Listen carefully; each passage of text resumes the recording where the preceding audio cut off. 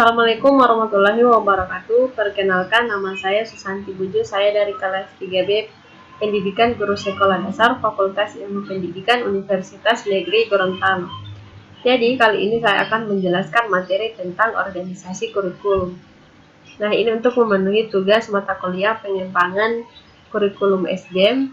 Dosen pengampunya saya sebut nama beliau Ibu Nur Fadlia, SPD, MPD. Dan yang pertama itu saya akan menjelaskan tentang pengertian organisasi kurikulum.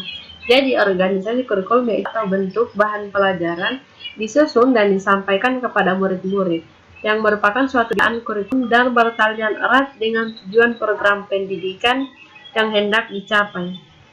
Nah, jadi itu pengertian kurikulum. Kemudian kita masuk pada organisasi kurikulum. Yang pertama yaitu ada faktor ruang lingkup atau skop. Jadi ruang lingkup atau skop ini merupakan keseluruhan materi pelajaran dan pengalaman yang harus dipelajari siswa.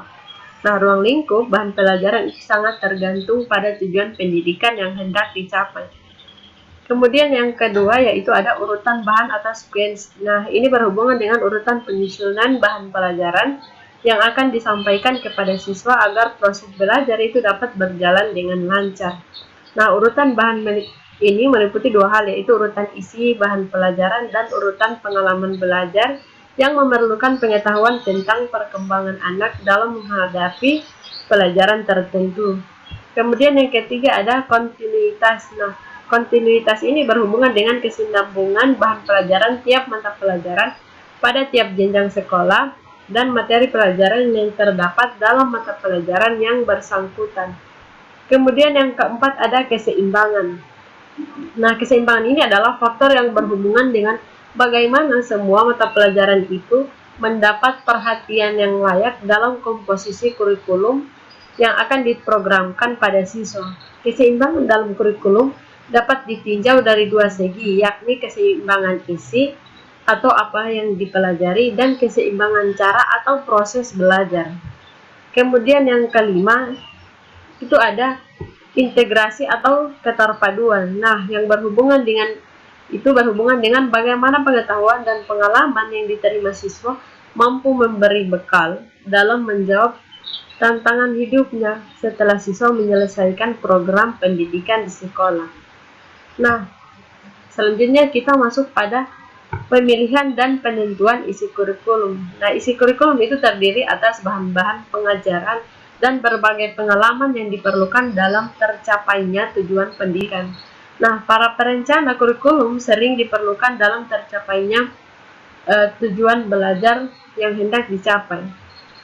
Nah, untuk mencegah kebingungan atau ketidakpastian di kalangan para perencana kurikulum itu dalam penentuan isi kurikulum, beberapa ahli kurikulum itu menganggap perlu adanya sejumlah kriteria yang digunakan sebagai pedoman, patokan, dan ukuran isi kurikulum tersebut. Kemudian kita masuk pada prosedur pengorganisasian kurikulum. Dalam organisasi kurikulum ada beberapa faktor yang perlu diperhatikan, diantaranya yaitu seperti ruang lingkup bahan skop, kemudian urutan bahan, dan sebagainya. Kemudian ada jenis-jenis organisasi kurikulum. Yang pertama itu ada separated subject kurikulum. Nah, kurikulum berdasarkan mata pelajaran. Nah, kurikulum ini disebut demikian karena segala bahan pelajaran itu disajikan dalam subjek atau mata pelajaran yang terpisah-pisah, sehingga banyak jenis mata pelajaran menjadi sempit ruang lingkupnya. Jumlah mata pelajaran yang diberikan cukup bervariasi bergantung pada tingkat dan jenis sekolah yang bersangkutan. Kemudian ada yang kedua yaitu korelatif kurikulum atau kurikulum gabungan.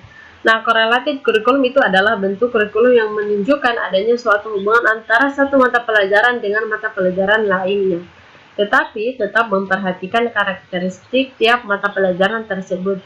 Hubungan antar mata pelajaran itu dapat dilakukan dengan cara sebagai berikut. Pertama, insidental, artinya secara kebetulan ada hubungan antar mata pelajaran yang satu dengan mata pelajaran yang lainnya. Kemudian yang kedua, itu menghubungkan secara lebih erat jika terdapat suatu pokok bahasan yang dibicarakan dalam berbagai mata pelajaran. Kemudian yang ketiga, itu Batas mata pelajaran disatukan dan difungsikan dengan menghilangkan batas masing-masing mata pelajaran.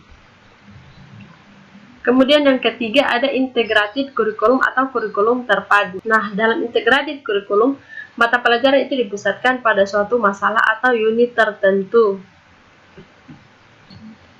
Dengan adanya kebulatan bahan pelajaran, diharapkan dapat terbentuk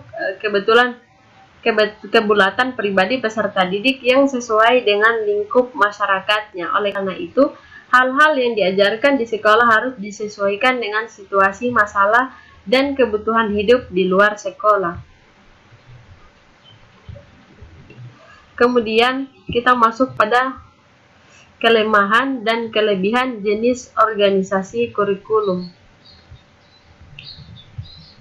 Jadi yang pertama yaitu kelebihan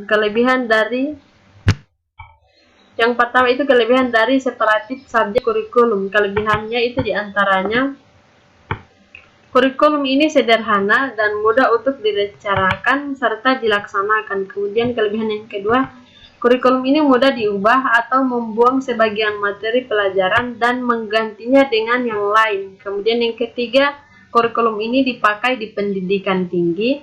Kemudian yang keempat, dengan adanya buku pelajaran, maka bahan pelajaran itu dapat disajikan dengan mudah, logis, dan sistematis.